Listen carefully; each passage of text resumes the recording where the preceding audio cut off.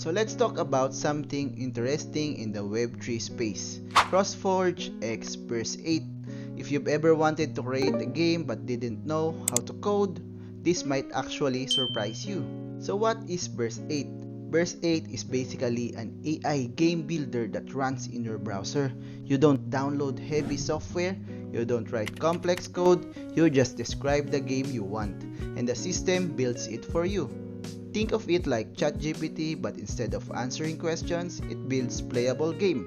Now here's where it gets interesting. CrossForge connects that game building system to Web3. That means the games you create can include things like in-game tokens, reward system, blockchain integration, play-to-earn mechanics. So instead of just building a game for fun, you can build a game that has a digital economy attached to it.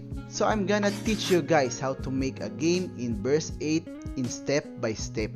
Step 1. Open the platform. Go to Burst 8 in your browser and log in. That's it, no install. Step 2. Start a new game. Click Create and you'll see a text box. This is where you describe your ideas. Step 3. Describe your game.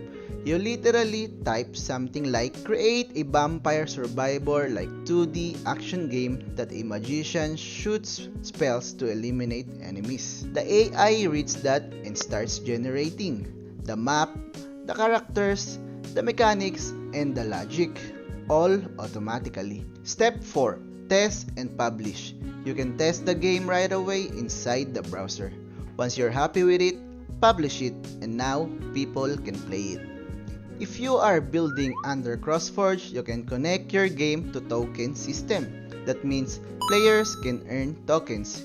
You can design your own in-game currency and potentially build a reward ecosystem around your game.